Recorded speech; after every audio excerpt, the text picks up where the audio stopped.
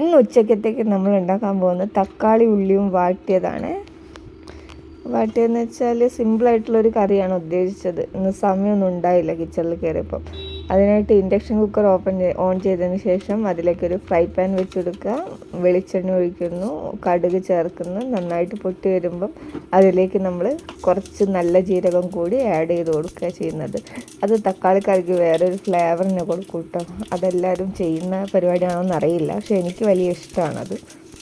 അപ്പോൾ അത് രണ്ടും നന്നായിട്ട് പൊട്ടി വരുന്ന സമയത്ത് നമ്മൾ ചെറുതാക്കി അരിഞ്ഞ് വെച്ചിരിക്കുന്ന ഇഞ്ചിയും അതുപോലെ തന്നെ ചതുക്കി വെച്ചിരിക്കുന്ന വെളുത്തുള്ളിയും കൂടി അതിലേക്ക് ചേർത്ത് ജസ്റ്റ് ഒന്ന് ഇളക്കി ഒന്ന് സോട്ട് ചെയ്തെടുക്കുക ലൈറ്റായിട്ട്.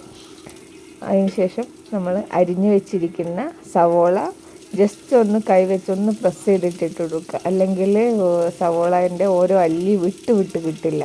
നമ്മൾ കട്ട് ചെയ്യുന്ന സമയത്ത് എപ്പോഴും അങ്ങനെയാണ്. എപ്പോഴും അങ്ങനെ ചെയ്താലേ സവോള സെപ്പറേറ്റ് ആയിട്ട് കിട്ടുള്ളൂ.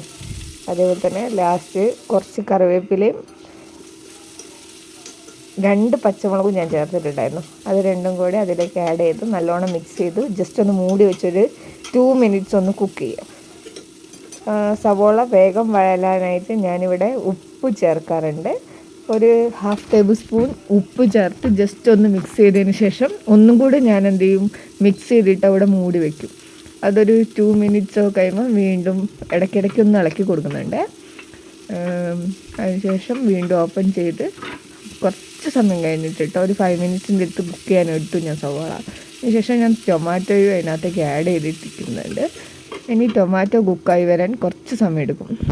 ഒരു 5 മിനിറ്റ്സ് ആയതും കൊടുക്കണം. ഇടയ്ക്കിടയ്ക്ക് ഞാൻ തുറന്ന് ഇളക്കി കൊടുക്കുന്നുണ്ട് കേട്ടോ, അല്ലെങ്കിൽ അടി പിടിക്കാൻ ചാൻസ് ഉണ്ട്.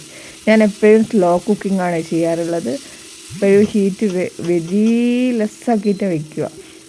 അപ്പോൾ അതിന് ശേഷം തക്കാളിയും വഴന്ന് വന്നെന്ന് തോന്നിയപ്പോൾ നമ്മൾ കുറച്ച് മുളക് പൊടിയും മഞ്ഞൾപ്പൊടിയും. മുളക് പൊടി വളരെ കുറച്ചേ യൂസ് ചെയ്യാറുള്ളൂ വീട്ടിൽ.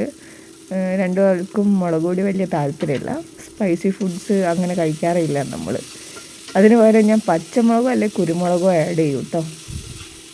അപ്പോൾ ജസ്റ്റ് ഒന്നും കൂടി ഇളക്കി കൊടുത്തതിന് ശേഷം അതിനകത്തേക്ക് 1/4 ടേബിൾ സ്പൂൺ കുരുമുളക് ഞാൻ ആഡ് ചെയ്യുന്നുണ്ട്. അതേപോലെ തന്നെ കുറച്ച് ഗരം മസാല, ഒരു ഫ്ലേവറിന് വേണ്ടിയിട്ടാണ് കൊടുക്കുന്നത്. കുറച്ച് ഗരം മസാല, അതേപോലെ തന്നെ പെരിഞ്ജീരകത്തിൻ്റെ പൊടി കുറച്ച് ഒന്ന് ഡ്രൈ റോസ്റ്റ് ചെയ്തിട്ട് ഞാൻ എടുത്ത് വയ്ക്കാറുണ്ട് ഇതെല്ലാം എപ്പോഴും. അത് നന്നായിട്ടൊന്ന് മിക്സ് ചെയ്യുക. മിക്സ് ചെയ്യുമ്പോഴത്തേക്ക് കുറച്ച് ഷുഗർ, അതെന്താണെന്ന് വെച്ചാൽ അതിൻ്റെ ഒരു സ്വീറ്റ്നെസ് കിട്ടിയാൽ നല്ല ടേസ്റ്റാണ് തക്കാളി കറിക്ക്. അപ്പോൾ ഞാൻ കുറച്ച് 1/4 ടേബിൾ സ്പൂൺ എന്ന് പറഞ്ഞുകൂടെ 2 പിഞ്ച് പഞ്ചസാര ഞാൻ അതിൽ ആഡ് ചെയ്തിട്ടുള്ളൂ. നന്നായിട്ടൊന്നുകൂടി മിക്സ് ചെയ്ത് കുറച്ച് വെള്ളവും ചേർത്തിട്ട് അവിടെ വയ്ക്കുക. ഒരു 2 മിനിറ്റ്സും കൂടി ഒന്ന് മൂടി വെച്ചിട്ട് കുക്ക് ചെയ്യുന്നതായിരിക്കും നന്നാവുക. ആ സമയത്ത് നമ്മൾ ടൊമാറ്റോ അതുപോലെ തന്നെ സവോളയും കൂടി ഇട്ടിട്ടുള്ള ഒരു ഫ്രൈയും അല്ല കറിയും അല്ലാത്ത ഒരു മോഡലിലുള്ളൊരു സെമി ഗ്രേവി. ഇത് നമുക്ക് ദോശയ്ക്കും അതുപോലെ തന്നെ അപ്പം, അതുപോലെ തന്നെ ഞാൻ ദോശയ്ക്ക് അപ്പത്തിനും ചപ്പാത്തിക്കൊക്കെ ഇത് തന്നെയാണ് കേട്ടോ. ചില സമയത്ത് ചോറിനേക്കും ഞാനിത് യൂസ് ചെയ്യാറുണ്ട്. അപ്പോൾ ഒരു 5 മിനിറ്റ്സ് കഴിഞ്ഞപ്പോൾ ഞാൻ വീണ്ടും ഓപ്പൺ ചെയ്ത് നോക്കിയപ്പോൾ ഓൾറെഡി ഇത് സെറ്റായിട്ടുണ്ട്. അപ്പോൾ നമുക്ക് എന്ത് ചെയ്യാം, ഫ്ലെയിം ഓഫ് ചെയ്ത് അങ്ങനെ ടൊമാറ്റോ കറി ഇവിടെ റെഡി. ഉച്ചക്കത്തേക്കുള്ള food ready. രാവിലത്തെ ബ്രേക്ക്ഫാസ്റ്റിനും അതുപോലെ തന്നെ ഉച്ചക്കത്തേക്ക്. ഞങ്ങൾക്ക് 2 പേർക്കേ ഭക്ഷണം വേണ്ടുള്ളൂ, അതുകൊണ്ട് കുറച്ചേ ഉണ്ടാക്കുകയുള്ളൂ. Thank you so much to watch.